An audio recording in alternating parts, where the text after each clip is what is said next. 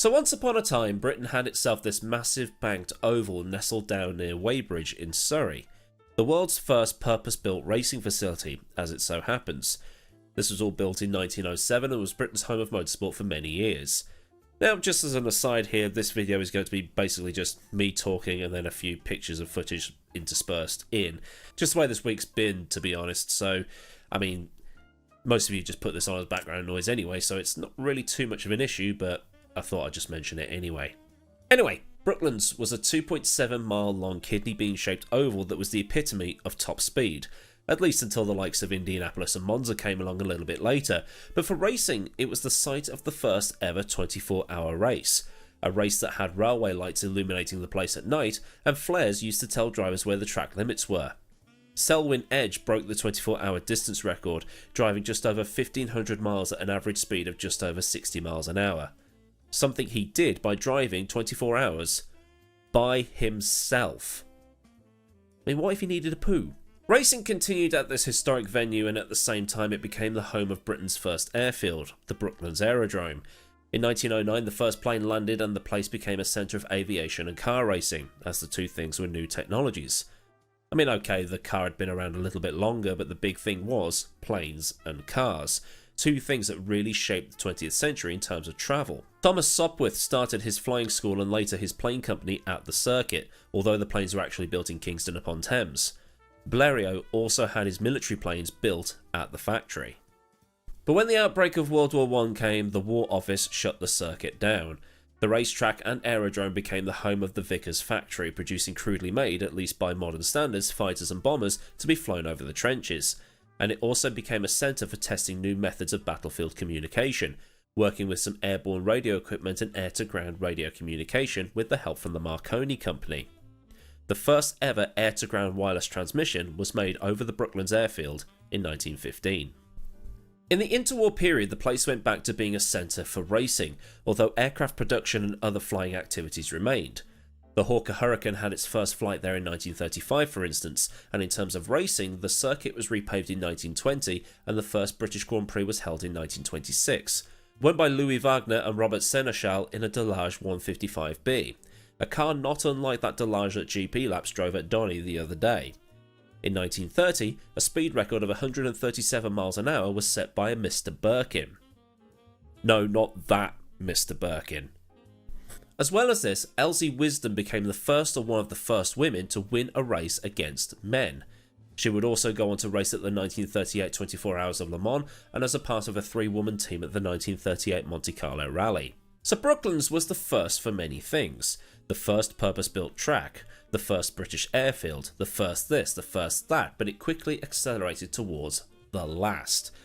Because the last race would be in 1939, just before the outbreak of World War II. Because Vickers had its factory there, the circuit and airfield were quickly turned over to the British government and the Royal Air Force so war production could get going.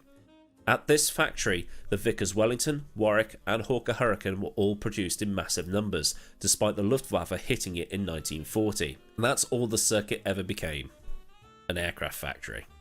I don't know why I'm sounding sad, because planes are cool too. Now, following the war in the 1950s, parts of the circuit were demolished to make way for a longer runway, as the jet revolution had begun. Vickers then into the 1960s started building civilian aircraft such as the Viscount, the 111 and the VC-10, and also the Valiant. The first of the RAF's so-called V-bombers, given all the names of these bombers started with V. Valiant, built by Vickers, Victor by Handley Page, and the infamous Vulcan, built by Avro.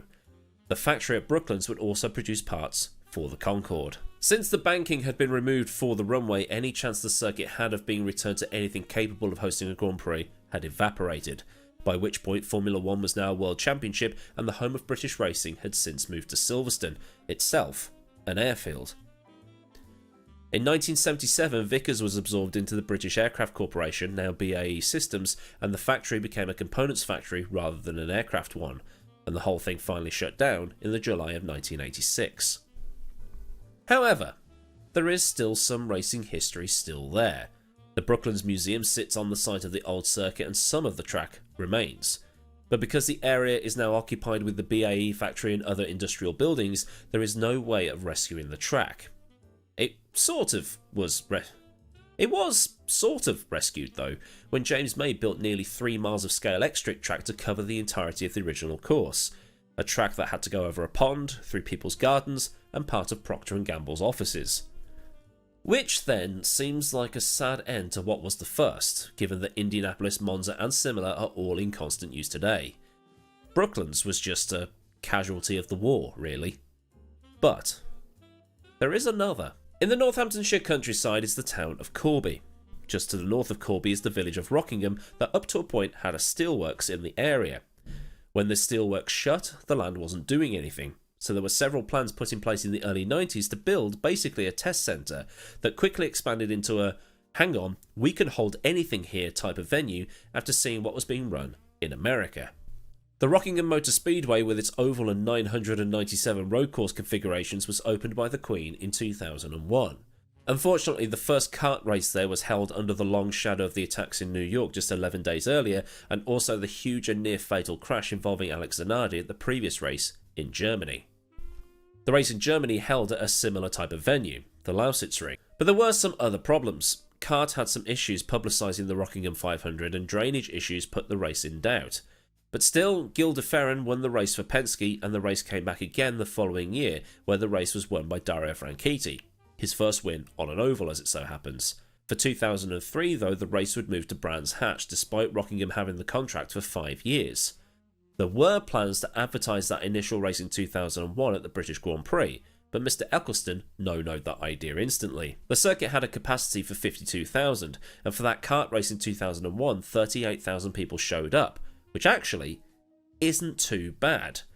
But for 2002, the attendances were down massively, losing kart and the circuit a lot of money. But most of the racing at the circuit was confined to one of the many infield road courses. The BTCC, the British Superbikes, British Formula 3, British GT, Euroboss and other series used the circuit. The Oval hosted a NASCAR-style series that I didn't know about until I started reading. But the British Superbikes left Rockingham after a bizarre incident involving white lines. There were these white lines painted on the edges of the track, and they were put there to basically tell the riders, don't go here, and they were incredibly low grip. After a rider dropped his bike on this white line and rode his bike off, there were scenes as the marshals tried in vain to get rid of these black ice simulators. The BSB never came back after that. In 2006, new owners put more focus on the road course, as that's what people in Britain typically watch, with things like the BTCC being a central part of this. There is a particularly famous round of the BTCC held there, which culminated in the peak of the Jason Plato-Matt Neal rivalry, where Plato held Neal up in qualifying and then proceeded to give Neal the two-finger salute in the pit lane. Neal, enraged, threatens to, quote, rip your fucking face off while JP is egging him on, knowing that if Neal was going to punch him in the face, he'd be punching Helmet. Be very careful, Jason. Be very careful, Sunshine. But even with the focus on the road course stuff, the circuit still struggled. For me personally, it was a bit like these new cookie-cutter style football grounds that are popping up all over the world. You know, the Tottenham Hotspur Stadium versus White Hart Lane, or the Emirates versus the Old Highbury, whatever Everton is planning versus Goodison Park. Rockingham never seemed to have that same vibe to it like Silverstone, Thruxton, Brands, Donny or wherever has. There was no sense of history, there was no sense of atmosphere. I mean, I only ever watched it on TV, but I never really used to enjoy watching the Rockingham rounds of the touring cars on the TV. But still, the racing continued until late into the previous decade, when the circuit entered administration and was put up for sale.